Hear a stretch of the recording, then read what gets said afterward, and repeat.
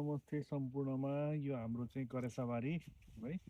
यहाँ चाहिँ हामीले ब्रोकौली लगाएका छौँ अनि कालीफ्लावर लगाएका छौँ। त्यसपछि यो बन्दा हो है। यो चाहिँ बन्दा हो साथी हो। चाहिँ हाम्रो मुला हो साथी हो। लगभग लगभग अब टिप्ने बेला भइसकेको छ है।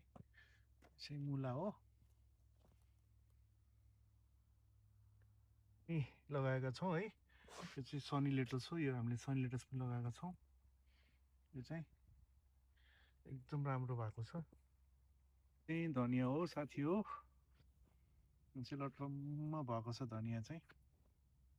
मजाको भएको छ, हजुरले हेर्न सक्नुहुन्छ। एकदम फ्रेस छ धनियाँ, फ्रेस। चाहिँ हाम्रो होरेन्स हो है। चाहिँ होरेन्स लगाएका छौँ। यो चाहिँ भर्खरै सानो बिरुवा छ। यो चाहिँ होरेन्सोको सिजन छ है। यो चाहिँ हाम्रो होरेन्सो हो साथी हो।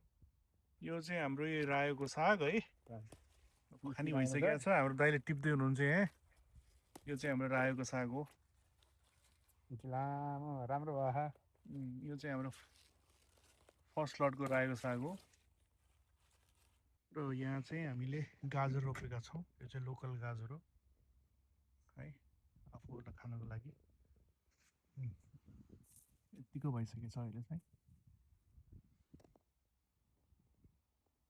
ल साथी हो, गाजर भर्खरै उखालेको है, हेर्न सक्नुहुन्छ। मजाको भएको छ गाजर है। चाहिँ हामीले ब्रोकौली लगाएका छौँ है। अहिले चाहिँ यो चाहिँ सानो फलिसकेको छ, फल्ने क्रममा छ। यो चाहिँ ब्रोकौली हो, हेर्न सक्नुहुन्छ।